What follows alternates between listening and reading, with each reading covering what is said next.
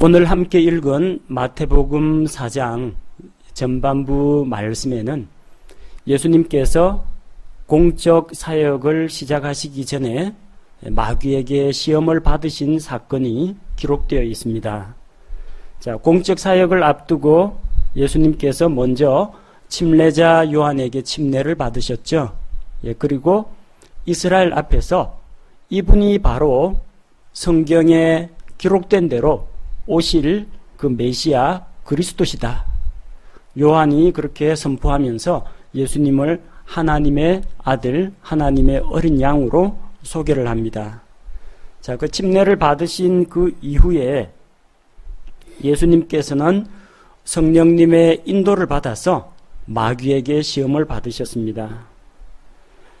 1절에 보니까 그때 예수님께서 성령의 인도를 받아 마귀에게 시험을 받으러 광야로 들어가사, 예수님께서 시험을 받으신 이 사건은 우연하게 일어난 사건이 아니란 겁니다. 또한 예수님께서 억지로 마귀에게 끌려가서 시험을 받으신 것도 아닙니다. 예수님께서는 하나님의 계획하에서 이 시험 받는 것을 본인 스스로 감당하셨습니다. 성령님의 인도 가운데 시험을 받으러 가신 것입니다. 때로는 하나님께서 우리에게도 우리가 마귀에게 시험을 받는 것을 허락을 하시는 경우가 있습니다. 하나님께서 친히 악한 목적을 가지고 악으로 사람을 시험하지는 않으십니다. 그러나 우리의 믿음의 성장과 연단을 위해서 우리가 시험 당하는 것을 허락하십니다.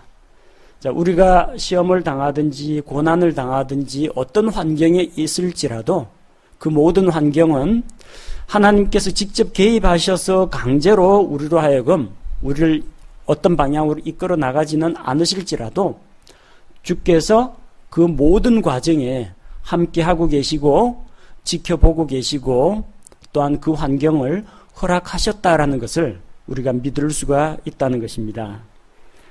우리 주님께서는 밤낮으로 40일 동안 금식하시고 그 뒤에 굶주리셨습니다.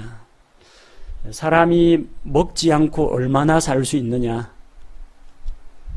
사람들마다 조금씩 다릅니다. 보통 물 없이는 사흘에서 일주일, 음식을 먹지 않고는 40일에서 50일 그 정도 버틸 수 있다라고 합니다. 그러나 예수님께서 음식을 드시지 않고 40일간 금식을 하셨는데 그 이후에 극도의 굶주림이 찾아왔습니다. 큰 일을 앞두고 주님께서는 금식하면서 하나님의 뜻을 구하고 또 자기 자신을 준비하신 것을 볼 수가 있습니다. 성경에는 금식과 함께 기도하는 것, 금식 기도에 대해서 자주 소개하고 있습니다. 이스라엘 백성들은 특별한 일이 있을 때마다 금식을 하면서 하나님 앞에 겸손히 낮아져서 그분의 은혜를 간구했습니다. 시편 35편 13절 말씀을 보면 누구든지 하나님 앞에서 겸손하게 자기를 낮추고자 할 때 금식을 했습니다. 음식을 끊고 자기 몸을 연약하게 만들고 의지할 곳 없고 나약한 인간의 그런 본 모습을 하나님 앞에서 드러내면서 하나님의 은혜를 간구했던 것입니다. 또한 요엘 2장 12절 말씀을 보면 죄를 회개하고 마음을 다해서 하나님께 돌아오고자 할 때, 곧 회개할 때 금식을 한 것을 볼 수가 있습니다. 대언자 요나가 니느웨에 가서 하나님의 말씀을 선포할 때 그 말씀을 들었던 니느웨 사람들이, 그 도시 사람들이 왕으로부터 일반 백성들까지 가축들까지도 일제히 금식을 하면서 자기의 잘못에서 돌이켜서 하나님께로 돌아오고자 한 것을 볼 수가 있습니다. 그래서 회개할 때에도 금식을 합니다. 사도행전 13장 3절에서는 교회가 중요한 결정을 앞두고 본문 말씀에서는 하나님 앞에서 사역자들을 특별한 목적으로 세울 때, 그래서 바울과 바나바를 복음 전도자로 세워서 파송할 때 금식하고 기도하면서 그들을 세웠습니다. 마태복음 17장 21절에서는 이 악한 영적인 세력을 내쫓을 때 주님께서는 기도와 금식이 아니고서는 이런 악한 유가 나가지 않는다고 했습니다. 그래서 영적인 전쟁을 할 때 우리는 금식을 하는 것이 필요합니다. 그런데 그 금식 기도의 능력은 어디서 오느냐? 밥을 굶으면 하나님이 잘 들어주시고 밥을 먹으면 기도 응답을 안 하시냐? 우리가 밥 굶었다고 하나님이 들어주시는 건 아닙니다. 금식 기도의 능력은 금식에 있는 것이 아니고 기도에 있습니다. 그리고 기도를 들어주시는 그 하나님의 자비하심에, 하나님의 긍휼히 여기시는 그 마음에 달려 있는 것이지, 금식을 했기 때문에 기도 응답을 받는다, 그렇게 볼 수는 없다는 것입니다. 예수님께서 40일 동안 금식하시고 굶주리셨습니다. 금식을 하면 무엇을 배웁니까? 금식기도 해보셨어요? 사흘간 금식기도 하면 하루 지나면 무엇을 깨닫습니까? 배가 고프다는 걸 깨닫습니다. 그리고 사람은 밥을 먹어야 산다, 그런 것을 깨닫게 됩니다. 하루 세 끼 못 먹으면 몸에서 힘이 빠집니다. 그래서 인간이 얼마나 나약하고 부족한 존재인지 스스로 깨닫게 됩니다. 또한 이렇게 음식을 제한함으로 말미암아 여러 가지 마음속에서 일어나는 잡념이나 육신의 정욕을 제어할 수가 있습니다. 식욕이라는 이 가장 중요한 욕심을 끊을 때 나머지 다른 욕구도 자연히 절제가 됩니다. 마음을 비우고 겸손하게 또 생각을 하나님께로만 집중하고자 할 때 금식이 유용하다는 겁니다. 그래서 금식하면서 기도하는 것이 어떤 면에서 좋으냐면, 자기가 하나님 앞에서 아무것도 아닌 나약한 존재임을 고백하고 하나님을 더 의지하고 그분께 자신을 내어 맡기면서 나아가는 기회로 삼고자 할 때 금식이 유익하다는 겁니다. 밥 안 먹고 하나님 앞에서 땡깡 부리면은 하나님께서 저 녀석 기도 응답 안 해주면 굶어 죽을지 모르겠다, 그래서 응답해 주시는 게 아닙니다. 금식은 자기를 낮추고 하나님을 의지하는 그런 과정에서 필요한 것입니다. 중요한 것은 내가 금식을 했다, 그게 아니라 기도했다는 데 있습니다. 그리고 우리 하나님께서는 우리 기도를 들어주시는 아버지시다, 거기에 바로 거기에서 능력이 오는 것입니다. 우리 주님께서는 세 가지 종류의 시험을 당하셨습니다.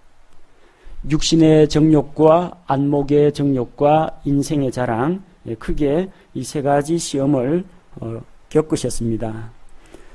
자, 시험하는 자가 예수님께로 나와왔습니다. 그 시험하는 자가 누구냐? 본문 말씀을 통해서 우리는 그가 마귀, 사탄이라는 것을 알 수가 있습니다. 사탄은 하나님의 아들이신 예수 그리스도도 시험했습니다. 우리 역시 예수 그리스도를 믿고 영접함으로 말미암아 하나님의 아들들이 되었습니다. 예수님을 시험했던 그 마귀는 하나님의 자녀가 된 우리들도 시험을 한다는 것을 우리가 명심하고 있어야 합니다. 마귀는 유혹을 사용해서 이 세상에 속한 것들로 사람들을 유혹함으로써 넘어뜨리려고 합니다. 고린도후서 4장 4절에서는 마귀를 가리켜서 이 세상의 신이라고 했습니다. 요한복음 12장 31절에서는 그를 가리켜서 이 세상의 통치자라고 했습니다. 그는 이 세상을 지배하고 또 어둠의 세력들을 관장하고 있는 우두머리입니다. 마귀가 세상에 속한 것들로 사람들을 유혹하는 방식은 크게 세 가지가 있습니다. 요한일서 2장 15절에서 16절 말씀을 보면 세상에 있는 것들을 사랑치 말라고 했습니다. 왜냐하면 세상에 있는 것은 모두 다 육신의 정욕, 안목의 정욕, 인생의 자랑입니다. 이 모든 것들은 하나님 아버지께로부터 오는 것이 아니라 세상으로부터 오는 것이라고 했습니다. 하나님에게서 난 것이 아닙니다. 세상에서 난 것입니다. 마귀가 첫사람 아담과 이브를 시험할 때 어떻게 시험했습니까? 하나님께서 금지하신 선악을 알게 하는 나무에서 나는 것, 하나님께서는 먹지 말라, 먹으면 반드시 그날에 죽을 것이라고 했는데 그는 하나님의 말씀을 의심나게 만들고 하나님의 말씀을 부정함으로 사람들을 유혹했습니다. 그래서 이브가 그 말을 듣고 그 꾀임에 빠져 넘어갔습니다. 창세기 3장 6절에서 여자가 그 나무를 보니까 먹기에 좋고, 어쨌든 먹으면은 입이 즐거울 것 같고 배가 즐거울 것 같죠. 자기 육신을 기쁘게 할 것 같죠. 육신의 정욕을 가지고 시험을 한 겁니다. 또 눈으로 보니까 눈으로 보기에 아름다우며라고 했습니다. 눈을 통해서 들어오는 이런 정보를 가지고 사람을 미혹합니다. 안목의 정욕이라고 하죠. 또 하나님께서 그걸 금지하셨는데 뱀이 말하는 것처럼 그걸 먹기만 하면은 뭔가 변화가 일어날 것 같아요. 사람을 지혜롭게 할 만큼 탐스럽기도 한지라. 자, 이거 먹으면 내가 지금 상태보다도 더 나은 상태로 신들과 같이 될 것이라 그런 생각을 했습니다. 더 높아지고자 하는 그런 교만한 마음, 인생의 자랑입니다. 요 세 가지를 가지고 시험을 했습니다. 그 시험이 마지막 아담으로 오신 예수 그리스도에게도 똑같은 방법을 사용했습니다. 자, 어떤 방식으로 예수님을 시험했습니까? 3절과 4절에서 그는 육신의 정욕을 부추기는 것을 볼 수가 있습니다. 3절에서 시험하는 자가 마귀가 예수님께 내가 만일 하나님의 아들이거든 이렇게 이야기합니다. 내가 만일 하나님의 아들이거든. 만일이 아니죠. 확실히 하나님의 아들이십니다. 마귀가 그걸 모르겠습니까?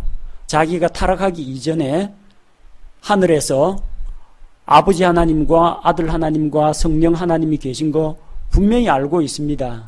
예수 그리스도가 하나님의 아들이심을 알고 있습니다. 그는. 그럼에도 불구하고 내가 만약 하나님의 아들이냐, 너 정말로 하나님의 아들이냐, 그렇다면 능력을 보여봐라.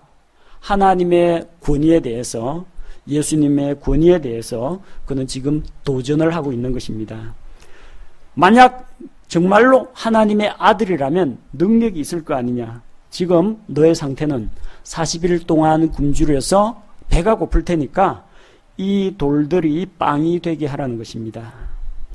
자, 굶주린 육신을 위해서 하나님의 능력을 사용하라고 부추기는 것입니다. 예수님께는 그런 능력이 있습니다.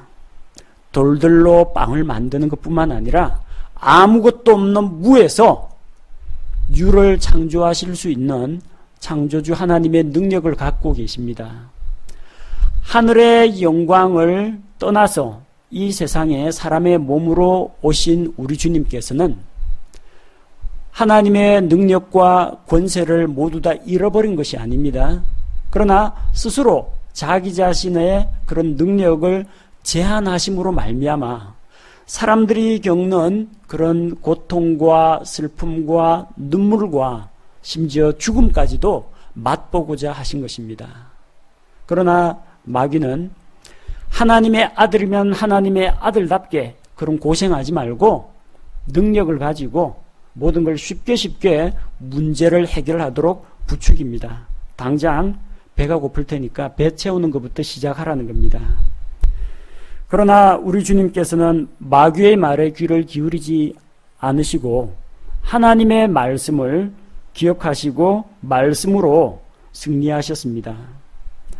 4절 말씀해 보니까 그분께서 응답하여 이르시되 기록된 바 사람이 빵으로만 살 것이 아니요 하나님의 입에서 나오는 모든 말씀으로 살 것이라 하였느니라 하시더라.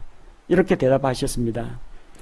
사람은 빵으로만 사는 존재가 아닙니다. 그거 먹고도 언젠가는 늙고 병들고 다치면 죽습니다.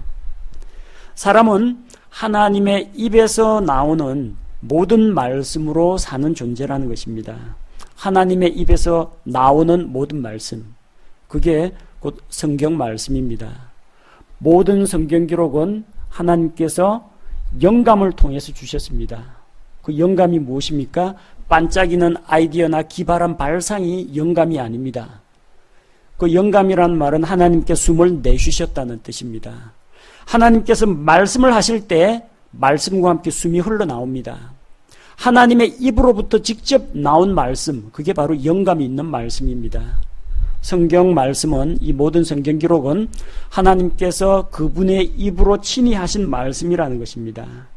빵이 아니라 하나님이 우리 생명의 근원이라는 것을 보여주고 있습니다. 당장 한순간에 이 배고픔을 면하는 것, 먹고 나면 배 꺼지면 또다시 굶주림이 찾아옵니다. 그러나 하나님께서 우리에게 주시는 그분의 말씀은 우리의 영과 혼과 우리 마음에 기쁨과 즐거움이 되고 진정한 만족을 줄 수가 있다는 것입니다. 신명기 8장 3절에 기록되어 있는 바로 이 말씀, 사람이 빵으로만 살지 아니하고 주의 입에서 나오는 모든 말씀으로 사는 줄을 내가 알게 하려 하심이니라. 바로 이 성경 말씀을 우리 주님께서 인용하신 것입니다. 예수님께서 말씀하시는 것 주의 깊게 잘 살펴보십시오.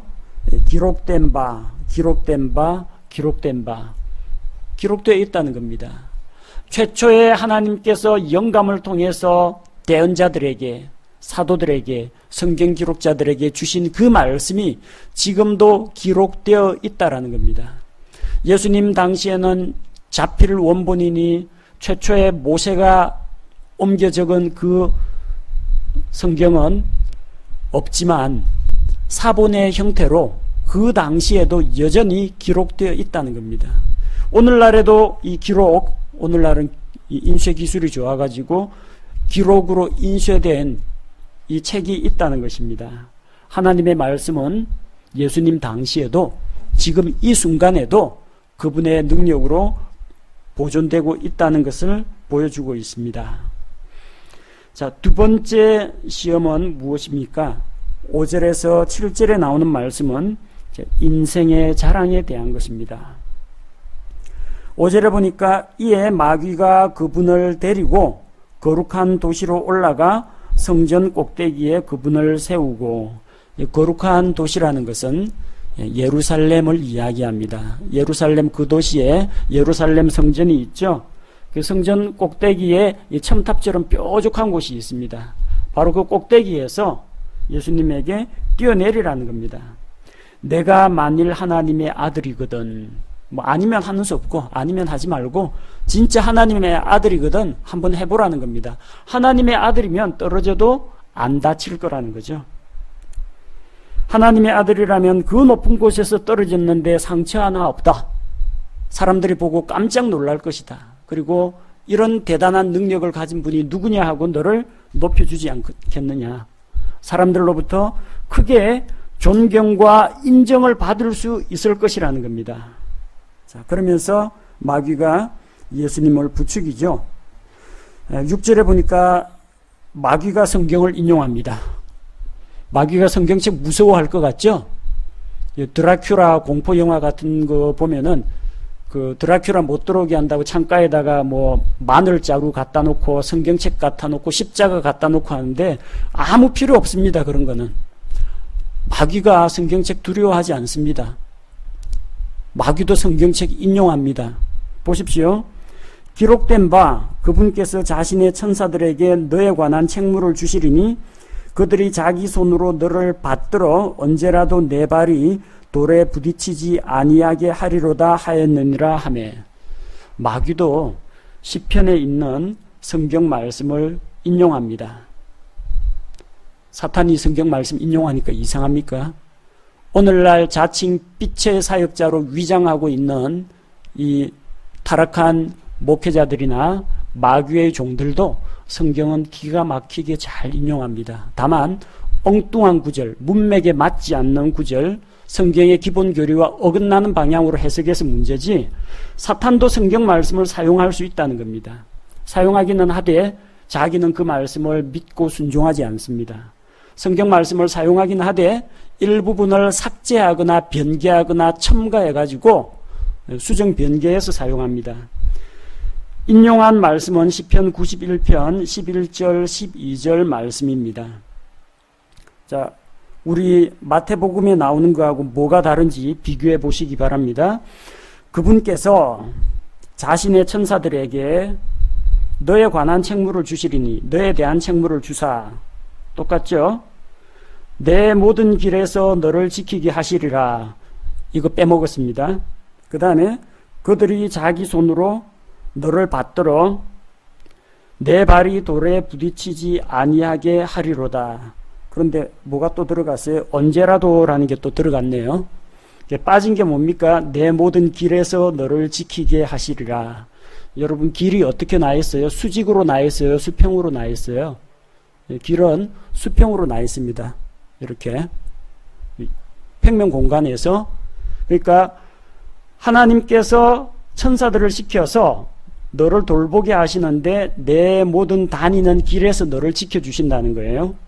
그래서 내 발이 돌에 부딪히지 않게, 가다가 걸림돌에 넘어지지 않도록, 좌우로 넘어지지 않도록 지켜준다는 이야기죠. 그런데 내 모든 길에서 너를 지키게 하시리라, 요걸 빼버리니까 어떻게 돼요?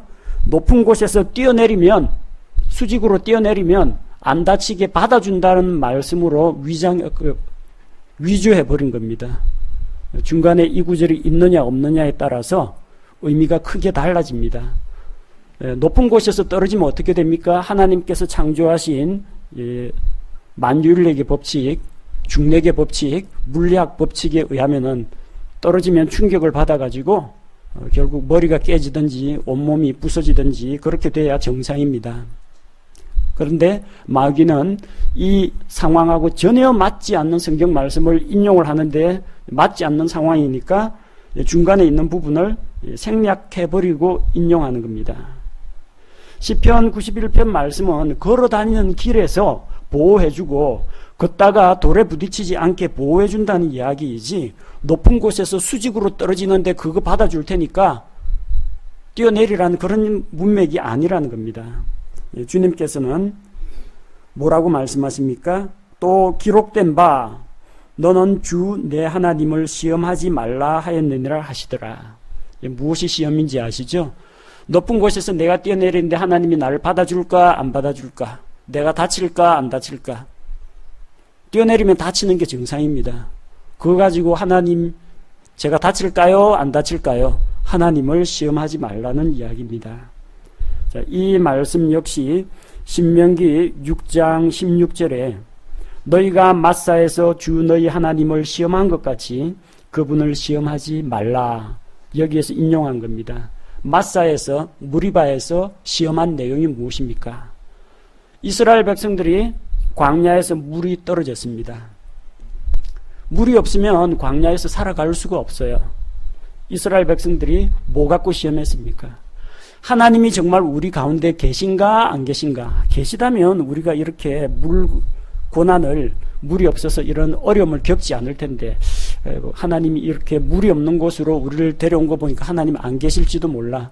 물이 있고 없음을 가지고 하나님이 있다 없다를 판단하려고 한 겁니다. 하나님 있으면 물 한번 내보시지, 이런 식입니다. 하나님이 계시면 내 떨어질 때 안 다치게 한번 받아보시지, 이런 식으로 시험을 한 것입니다. 바로 그렇게 시험하지 말라는 겁니다. 그 시험하는 자들 어떻게 됐습니까? 결국 광야에서 하나님의 거룩함을 드러내지 않고 또한 하나님께 원망과 불평을 쏟던 자들은 약속의 땅에 들어가지 못하고 광야 생활 가운데 다 죽었습니다. 세 번째 시험이 무엇입니까? 8절에서 10절에 보니까 안목의 정욕으로 시험을 합니다. 눈에 들어오는, 눈으로 보기에 좋은 것을 가지고 유혹을 하는 겁니다. 8절에 마귀가 다시 그분을 데리고 심히 높은 산으로 올라가 세상의 모든 왕국들과 그것의 영광을 그분께 보여주며, 눈으로 들어오는 이 세상의 아름다움과 그 영광을 보여주는 겁니다. 눈에 보이는 것들을 가지고 유혹을 하는 안목의 정욕입니다. 그러면서 마귀가 그분께 이르되 내가 만일 엎드려 내게 경배하면 내가 이 모든 것을 내게 주리라 하매. 엎드려 내게 경배하면. 마귀가 어떻게 하다가 타락했는지 아시지요?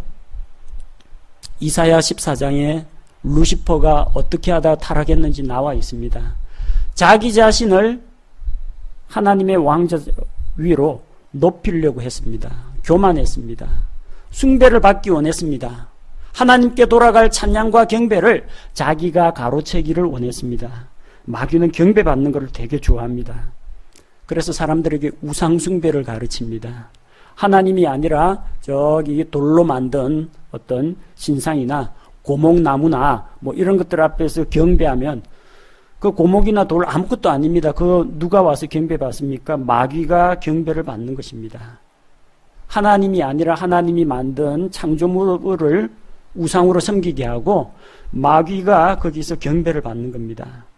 심지어 그는 하나님의 아들로부터 창조주 하나님이신 하나님의 아들 예수 그리스도로부터 경배를 받겠다는 그런 생각을 가지고 있습니다. 경배만 하면 이 모든 것을 내게 주리라. 마치 자기 것처럼 이야기하죠. 이 세상의 모든 것을 내게 주겠다. 사실 자기 것이 맞습니다.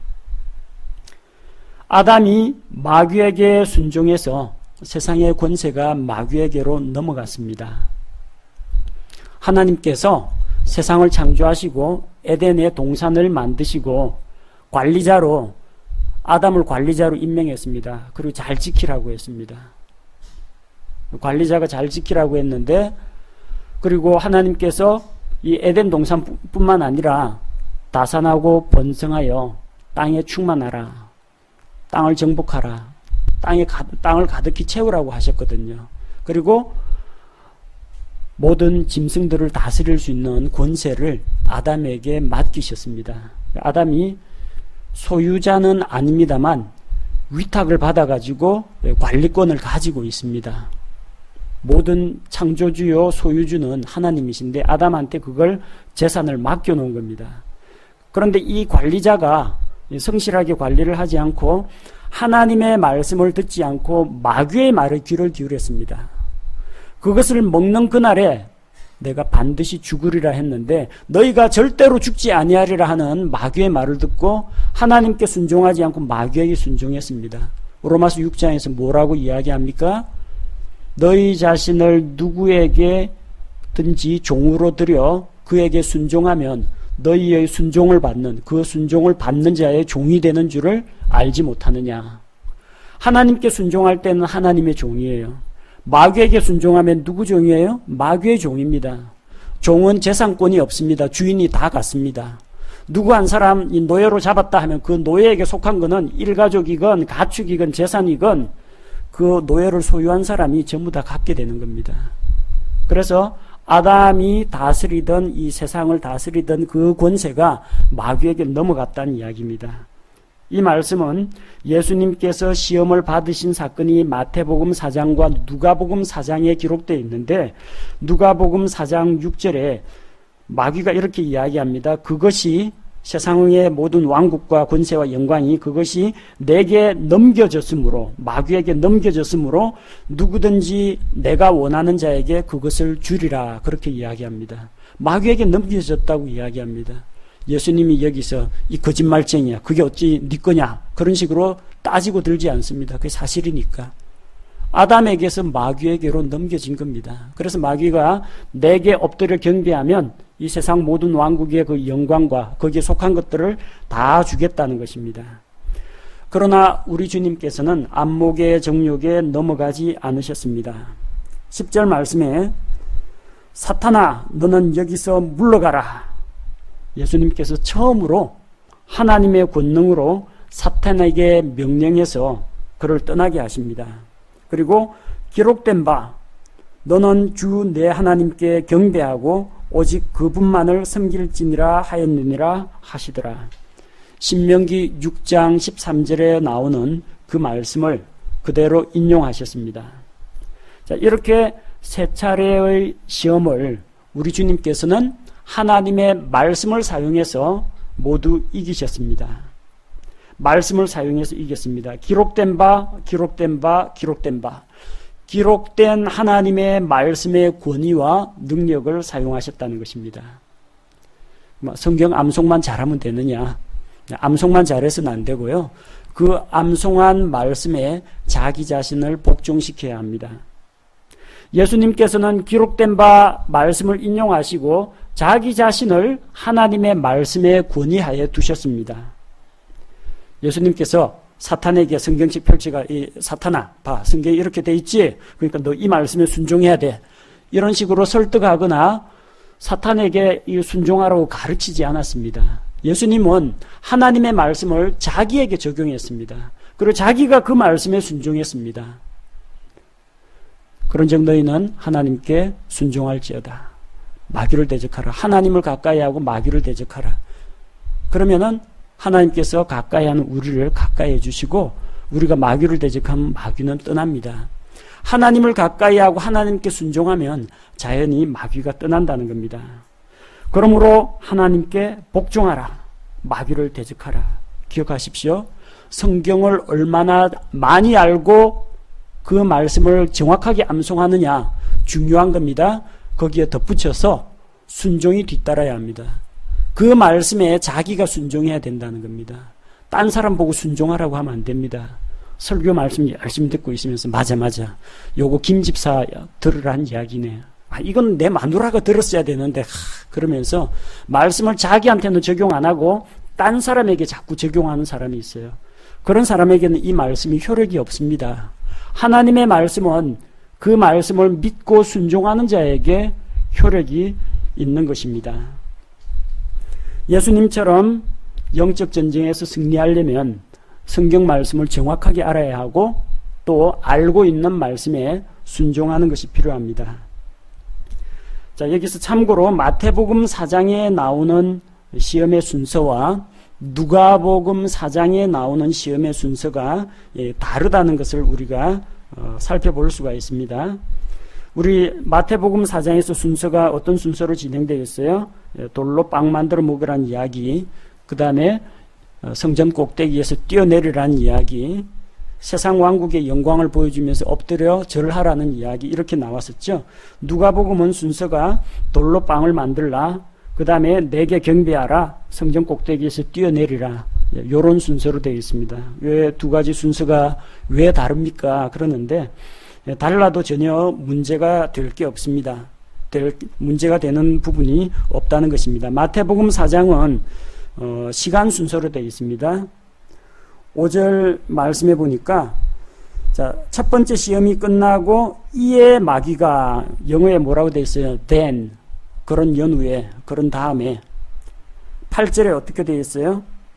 마귀가 다시 그분을 데리고 again 시간 순서입니다. 이거 하나 했는데 안 통하니까 그 다음에는 이거 하고 또다시 한 번 더 시험하고 시간 순으로 되어 있고요.